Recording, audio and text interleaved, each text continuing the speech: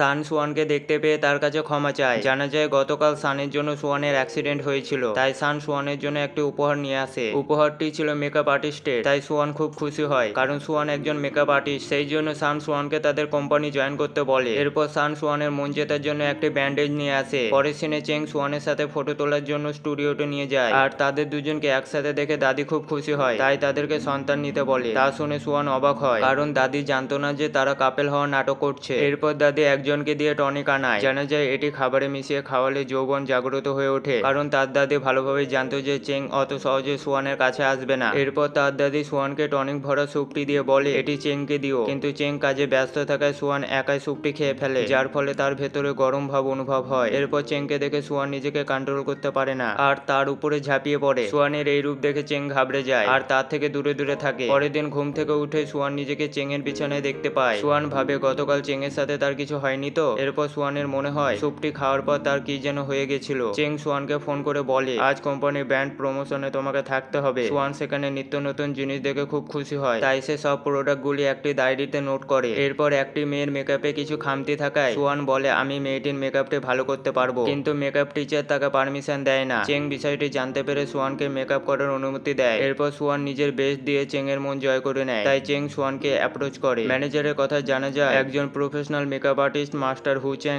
ইন্টারভিউয়ে থাকছেন। হু চ্যাং এর নাম শুনে সোয়ান খুব খুশি হয় কারণ সোয়ান তাকে নিজের আইডল মনে করে। তার সাথে দেখা করাটা সোয়ানের সৌভাগ্যের বিষয়। এরপর সানের সাথে সোয়ানের দেখা হয়। জানা যায় সান একজন মেকআপ ওয়ার্কার, তাই একটা অফলাইন অ্যাক্টিভিটিতে তাকে এখানে আসতে হয়। সোয়ান বলে আমি কিছুক্ষণ আগে চেং এর একটা প্রজেক্টে সাইন করেছি, তাই আমি তোমার দেওয়া অফারটি নিতে পারছি না। জানা যায় সান কয়েকদিন আগে সোয়ানকে অ্যাপ্রোচ করেছিল, কিন্তু আজ এইসব হয়ে যাবে তা সান আশা করেনি।